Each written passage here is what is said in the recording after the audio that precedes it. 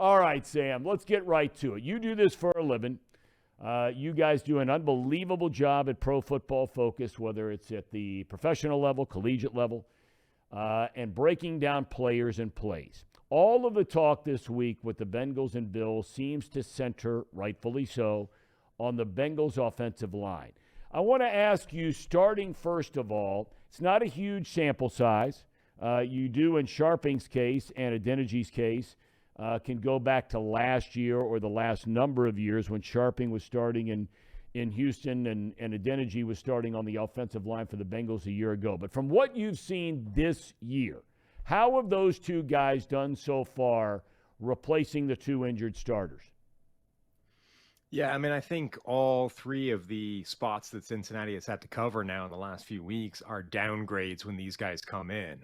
It's starting to look a lot more like that Cincinnati offensive line from last year, which, as we know, was massively problematic, which puts them in a tough spot because we know that they're able to overcome that. We saw it a year ago, but it relies on Joe Burrow being superhuman under pressure, which is just a very risky thing to be relying on in any given game. It makes everything an awful lot more difficult. He's going to be under pressure more often.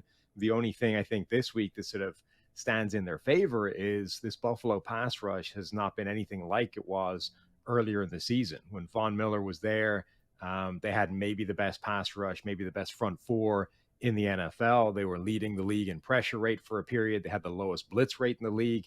But then you take Von Miller off that, and they've been steadily scaling up the amount they blitz, but they've also been heading in the wrong direction in terms of pressure rate. They just haven't been able to get to the quarterback at anything like the same kind of rate.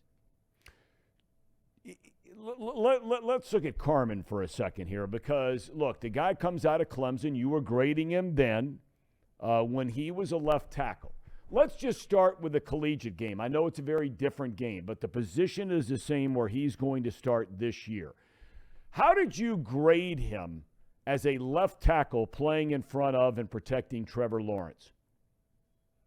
Yeah, I mean, I don't think he graded particularly badly in college, but it's a big step up. And, pretty much everybody on the offensive line that we're grading coming out grades pretty well. That's why they're high-end NFL prospects. The problem is what happens when you step up the level of competition. And even from elite level college competition, whether it's national title games, whether it's the SEC, it's still a huge step up when you get to the NFL. And you look at a guy like Alex Leatherwood, for example, who was a top end offensive tackle for Alabama, doing great at the college level, steps into the NFL and can't block anybody. I mean, Alex Leatherwood was immediately a disaster for that Raiders offensive line, got benched, got moved on from. It's a huge difference. So, yeah, Carmen graded well for us in college, but that's definitely no indication that he's going to be a capable NFL player at the same position. All right, well, what little you've seen of him at left tackle, and it's not much after he took over for Jonah Williams, your rankings would tell you that potentially he's a better run blocker or pass blocker or not a noticeable difference. I think he's definitely a better run blocker. The one thing about this is it's not like Jonah Williams was having a good season either. Right. I mean, this is the one sort of crumb of comfort for Cincinnati is that Jonah Williams led the NFL this season in sacks given up. He had 12 of them. So they're not replacing a superstar. They're replacing a guy who I think is a capable average starting left tackle, but wasn't necessarily playing that way this season. He was having the worst year we've seen from him in his NFL career. So Carmen doesn't have a tremendously high bar to clear to be not a huge downgrade for that team. I think he will help and actually maybe upgrade as a run blocker, but it's all about that pass protection and what that does to Joe Burrow. Is there any, based on all the gradings and the situational parts of football, is there any one area that you guys have looked at Pro Football Focus and you said, okay, the Bengals have a significant or a big advantage, and conversely the same for Buffalo? Any area of this game? I think there's a couple of areas where Cincinnati has a pretty decent advantage. That Bills secondary has been banged up all season. They started the year with injuries coming into the season. Tre'Davious White wasn't back yet from his injury. They've had a banged up secondary all season long. It obviously feels wrong to include Damar Hamlin in the sort of injured category of Bills defenders, but he adds to the list of guys that are not out there and not playing. And when you have to try and cover guys like Jamar Chase and T. Higgins and all the weaponry that Cincinnati can deploy, I think that is a pretty big advantage in Cincinnati's favor if their pass protection can hold up long enough to attack it. And then the other area I think that people aren't really focusing on is the other battle in the trenches. We're all looking about how this Buffalo pass rush is going to give Cincinnati's offensive line problems, but the Bills' offensive line has not been good all season long. And those guys have to block, Trey Hendrickson, DJ Reader, Sam Hubbard, like the talent that the Bengals defensive line can deploy. So I think that's another advantage in Cincinnati's favor. Have your numbers shown, it feels like, it doesn't mean that it's true, it feels like some of these young players along that defensive line for the Bengals, whether it's Osai or Carter, among others, it feels like after having an extended period, I thought, where it didn't feel like, it feels like now they are starting to put more pressure on opposing quarterbacks. Is that accurate or inaccurate? I don't think that they've had a massive uptick in pressure. I think the Bengals generally rank sort of middle of the pack in pressure rate. They're getting pressure something like, what is that, 30% of the time, which is almost exactly league average right now. But it's still hugely reliant on the superstars that they have. I mean, Trey Hendrickson, Sam Hubbard account for most of the pressure that they're bringing on opposing quarterbacks and have basically all the way through the season. Okay, so you have that. If you were the coach of the Cincinnati, your offensive coordinator of the Cincinnati Bengals, we know what we know, or in small part what we don't know, what's going to happen with Carmen. But what we do know, you have 3 new offensive linemen as starters, and as you mentioned, it's a downgrade. We know what Burrow has done against pressure in the past and against blitzing in the past. He's been a very, very good quarterback. If you were the offensive coordinator of the Bengals, let's start with a run game. Can you run against this Buffalo team? The Bengals have not been a great running team. At times, they haven't even been a good running team. No, I think you absolutely can. The Bills are one of these defenses that generally invites the run schematically. They're going to play with a lot of too high coverage shells. They're going to play with fewer guys in the box. And to an extent, they're going to invite you to run the ball, because whether or not it's just because that's how they play their defense and that's the sort of area of potential weakness that it opens up, or whether they're actually one of these teams that specifically wants you to run the ball because it is less effective overall than passing, and that's actually a sort of a way that they're designing that entire defense, you can definitely have success running the ball against this group. I don't know how much, because you're so analytical and so much inside the grades and so much inside the numbers. It has felt to me, Sam, and again, maybe I'm way off base here, it's felt to me like the Bengals have been maybe not hitting the home run ball, but it feels like they have been a more take-it-to-you offensive line and run game when P. Ryan has run the ball and played in the backfield as opposed to Mixon. True or false?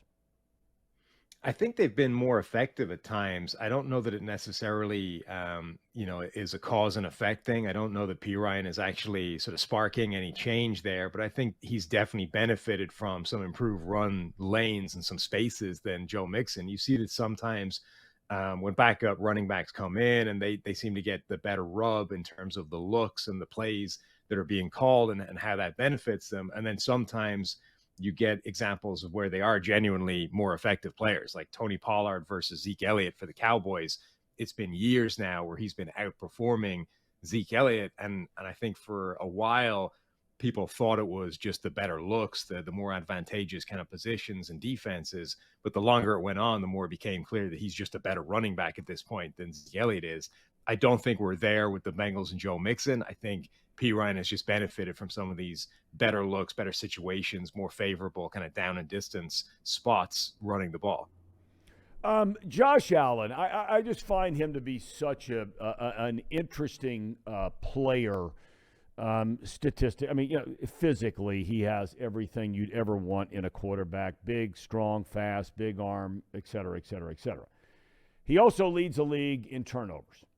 When you evaluate his game, and you mix in all the things you see, is it easy to say, yeah, he's one of the top 4 or 5 quarterbacks in the league? Or when you guys are grading him, are you seeing that same thing?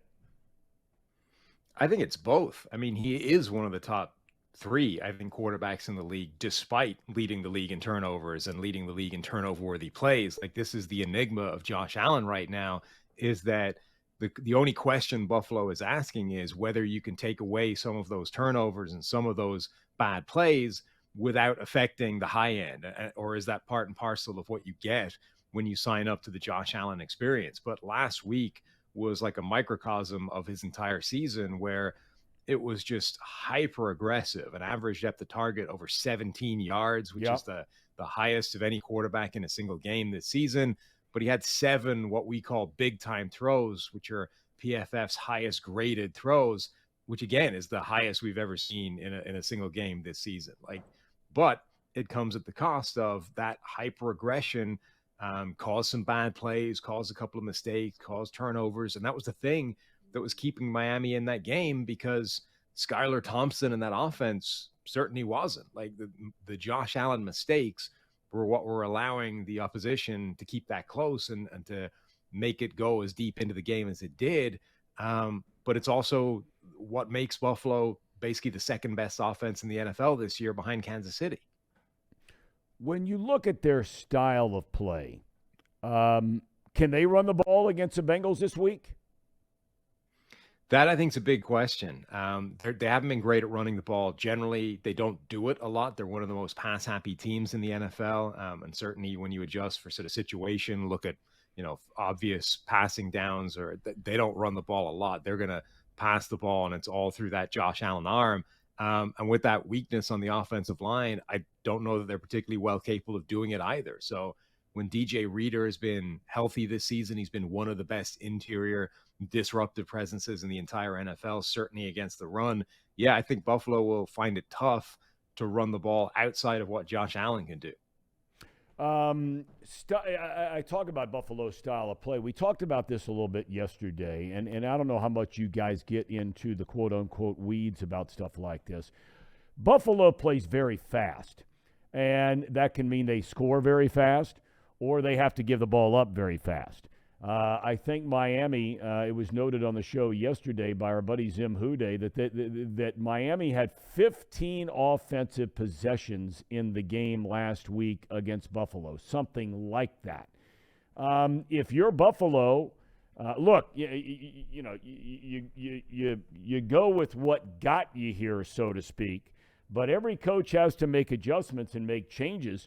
Would you be surprised if Buffalo wants to continue to play this fast game, knowing that you're giving potentially over the course of a game, Joe Burrow and this offense, X number of possessions, X number more plays in the game on offense?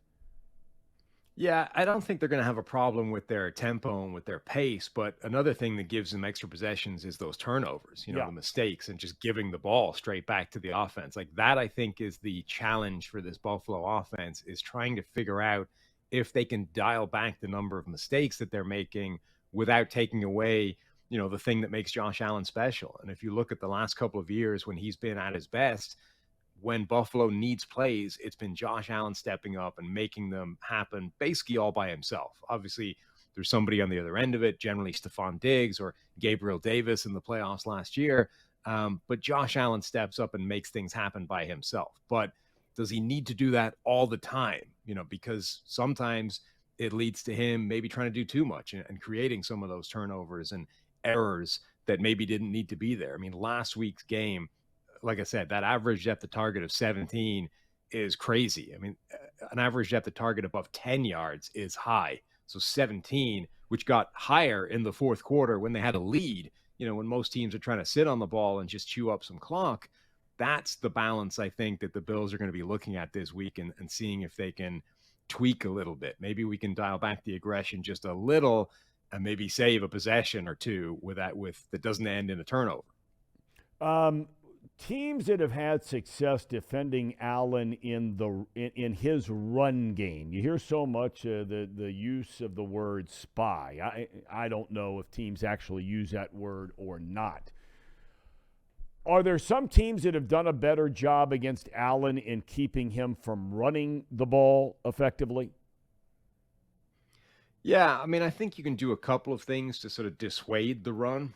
Playing like two-man coverage is obviously kind of suicidal against a quarterback like Allen, who's going to take the obvious space when you give it to him. You can take away the obvious space. The problem that Josh Allen presents as a runner is the plays where you actually have it covered perfectly on the chalkboard, but he just invalidates that by being a bigger, stronger, faster athlete than the guy that's trying to stop him. There's so many plays where Josh Allen is able to take off and he's one-on-one with a linebacker and he just powers through the contact or jumps over the top of it or spins around it. There's nothing you can do about that on defense other than just hope it doesn't happen in that particular high leverage down and distance or whichever play you need to get him off the field. But I think that's what makes Allen really special as a runner is he's such a unique athlete that it's very, very difficult to stop. Are you in the prediction business, Sam? Any prediction for this game? Yeah, I do like Cincinnati. I think everybody's down on them a little bit because of those offensive line losses in the last few weeks. And also, obviously the game that got abandoned because of the Damar Hamlin situation.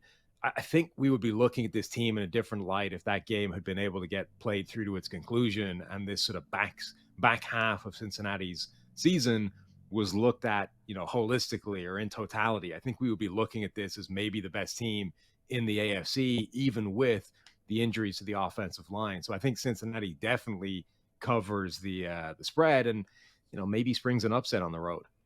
All right. Before we get out of here, I've always been curious. I've had people ask me this question, and Casey McAllister, what do you said you're a premium. What do you member of PFF? Elite member? What do you? Yeah, one of their premium subscribers. Okay.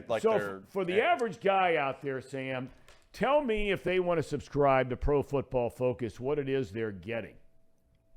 So it's all PFF Plus now. We streamlined it. It's one subscription. That's all you need. And that gets you everything we do from play-by-play player grading, from fantasy tools, from the sort of locked content that we have on the website, our PFF app, the betting system that we have. Basically everything that we provide that's a premium feature you can get from your PFF Plus subscription. So whatever you're into, whether it's just advanced data and grading and analytics, whether it's the fantasy or the betting stuff, it's here for you.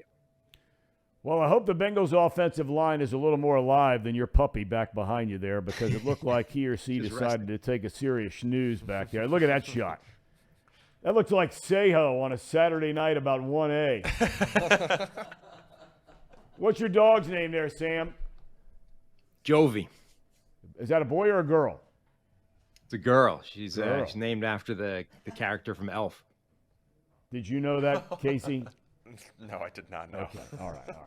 Sam, we can't thank you enough for your time today and all the great work you guys do at Pro Football Focus. Thanks so much, and have a good weekend. No problem. Thanks for having me.